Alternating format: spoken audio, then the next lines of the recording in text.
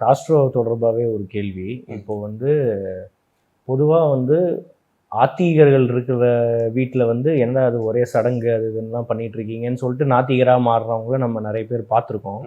உங்களுக்கு கடவுள் நம்பிக்கை இருக்குது அப்படின்றத நீங்கள் சொல்லியிருக்கீங்க. ஸோ இப்போ யூஸ்வலாக இப்போது ப்ராக்டிக்கலாகவே எடுத்துக்கிட்டோம்னா எனக்கும் கடவுள் நம்பிக்கை இருக்குது. ஓவராக அந்த நேரம் காலம்னு பார்க்குறதுல நம்மளுக்கு பெருசாக நம்பிக்கை இல்லை.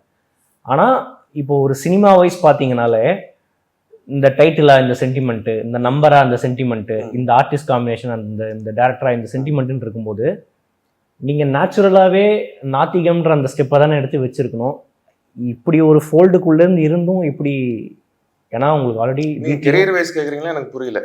இல்லை ரெண்டுமே கேட்குறேன். படத்துக்கு ஒரு டைட்டில் அது மாதிரி கேட்குறீங்களா? இல்லை வீட்லேயும் அதுக்கான சாத்தியக்கூறுகள் தான் இருக்கு, கெரியர்லையும் அதுக்கான சாத்தியக்கூறுகள் தான் இருக்குன்ற போது ஆத்திகரா மாறுறது எப்படின்னு கேட்குறேன். இல்ல சின்ன வயசுல வந்து ஆத்திகர் நாத்திகர் இங்கிலீஷ்ல அக்னாஸ்டிக்னு ஒரு வார்த்தை இருக்கு. அக்னாஸ்டிக்னா வந்து ஏதோ இருக்காரா இல்லையான்னு தெரியாது. இப்போ கடவுள் இருக்காரா இல்லையாங்கிறத வந்து யாருமே ப்ரூவ் பண்ண முடியாது, யாராலுமே ப்ரூவ் பண்ண முடியாத ஒரு விஷயம்.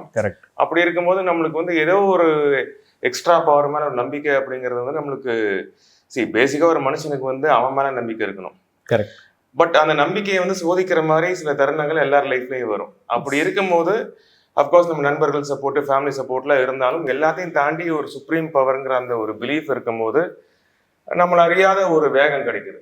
ஸோ அதை நீங்க வந்து கடவுள்னு வச்சுக்கிட்டாலும் சரி, அதை நீங்க வந்து எனர்ஜின்னு வச்சுக்கிட்டாலும் சரி, யூனிவர்ஸ்னு வச்சுக்கிட்டாலும் சரி, நேச்சர்னு வச்சுக்கிட்டாலும் சரி, சயின்ஸ்னு வச்சுக்கிட்டாலும் சரி, எல்லாமே அதுக்கு பொருந்தும்.